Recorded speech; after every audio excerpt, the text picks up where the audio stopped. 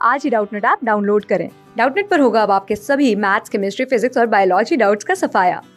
बस अपने क्वेश्चन की फोटो खींचो, उसे क्रॉप करो और तुरंत वीडियो सोल्यूशन पाओ। Download now.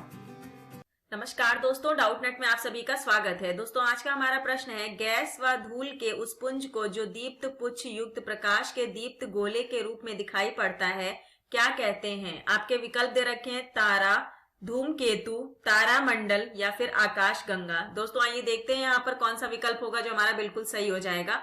तो दोस्तों, अगर हम बात करते हैं धूमकेतु की, धूमकेतु क्या करता है दोस्तों? धूमकेतु ये क्या होता है? ये पहली बात तो सूर्य के सबसे नजदीक होता है, सूर्य के सबसे नजदीक होता है, सूर्य के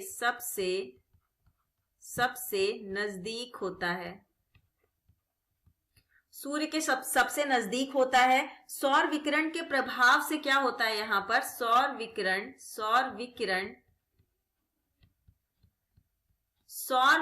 के प्रभाव से, सौर विकिरण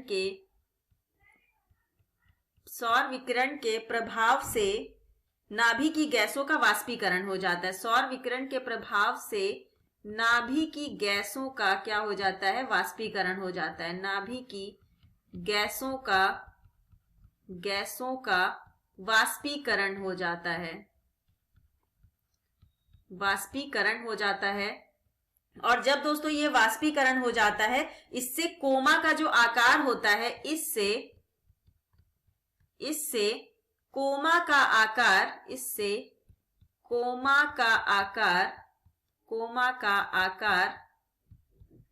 इससे क्या होता है? कोमा का जो आकार होता है वह बढ़कर करोड़ों मील तक हो जाता है। कोमा का आकार बढ़कर करोड़ों मील तक हो जाता है, करोड़ों मील तक हो जाता है। और इसके बाद क्या होता है?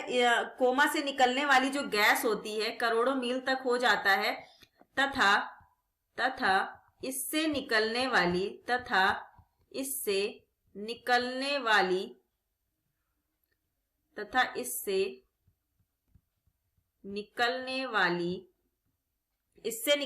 गैस व धूल के कण, इससे निकलने वाली गैस व धूल के कण क्या हो जाते हैं दोस्तों? धूल के कण जो होते हैं यहाँ पर, अरबों मील लंबी पूंछ के आकार के क्या हो जाते हैं? ग्रहण कर लेती है। जो धूल के कण होते हैं वो क्या हो जाते हैं? अरबों मील लंबी पूंछ का आकार ग्रहण कर लेते हैं। लंबी पूंछ का आकार ग्रहण कर लेते हैं। तो दोस्तों, यहां पर ये बात तो रही आपकी किसकी? धूमकेतु की। जो किसके सबसे नजदीक है? ये सूर्य के सबसे नजदीक है। सौर विकिरण के प्रभाव से नाभि की गैसों का वाष्पीकरण हो जाता है। इससे क्या होता है? कोमा के आकार जो होता है वो बढ़कर करोड़ों मील तक बढ़ जाता है, तथा इससे निकलने वाली जो गैस व धूल के कण अरबों मील तक लंबी पूंछ का आकार ग्रहण कर लेते हैं। तो दोस्तों, यहाँ पर जो आपसे पूछा जा रहा है कि गैस व धूल के उस पुंज को जो दीप्त पुच्छ युक्त प्रकाश के दीप्त गोले के रूप में दिखाई पड़ता है, उसको क्या कहते हैं? तो जो आपका सही आंसर हो जाएगा वह हो जाएगा धूमकेतु कहते हैं। तो दोस्तों, यहाँ पर तो आपको सही आंसर मिल चुका है, लेकिन दोस्तों थोड़ा सा हम अन्य विकल्पों की भी चर्चा करेंगे। तारा किसे कहते हैं थोड़ा सा जानना जरूरी है। तो एक ऐसा खगोलीय पिंड जिसके पास क्या होती है? अपनी ऊष्मा व प्रकाश होता है। तो एक ऐसा खगोलीय पिंड होता है, एक ऐसा खगोलीय पिंड जिसके पास क्या होती है? जिसके पास अपनी ऊष्मा तथा क्या होता है? तथा प्रकाश होता है। उसे हम क्या कहते हैं? उसे हम तारा कहते हैं। अब दोस्तों, आइए बात करते हैं हम तारामंडल की। अब तारामंडल किसको कहते हैं? दोस्तों, जो तारों का पूरा समूह होता है उसे ही हम क्या कहते हैं? उसे ही हम तारामंडल कहते हैं।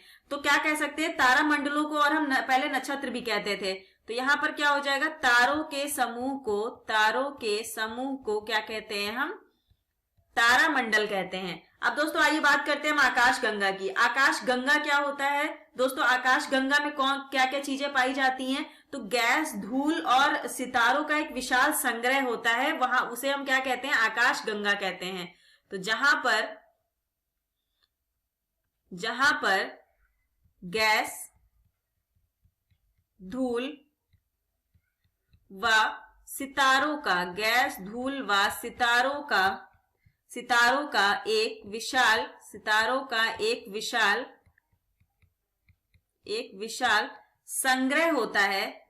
संग्रह होता है, वो क्या कहलाता है? वो हमारी आकाश गंगा कहलाती है। और इसमें क्या होता है? इसमें कई सूर्य, ग्रह, पिंड व उल्काएं भी शामिल होती हैं। किसमें? हमारे आकाश गंगा में। तो आपसे पूछा जाए कि अगर सूर्य, ग्रह और पिंड हमारे कहाँ पाए जाते हैं, तो वो सभी कहाँ पाए जाएंगे? सभी आकाश गंगा में पाए जाएंगे। तो दोस्तों, आपने देखा कि आपका सही विकल्प कौन सा था? आपका जो बी विकल्प था वो बिल्कुल सही था। हमने अन्य विकल्पों की भी चर्चा कर ली, क्योंकि जानना बहुत ज्यादा जरूरी है। कुछ भी प्रश्न पूछा जा सकता है।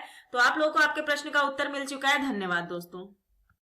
क्लास 6 से 12 से लेके नीट, IIT, जेईई मेंस और एडवांस के लेवल तक 10 मिलियन से ज्यादा स्टूडेंट्स का भरोसा। आज ही डाउनलोड करें डाउटनेट ऐप या व्हाट्सएप कीजिए अपने डाउट्स 8400 400 400 पर।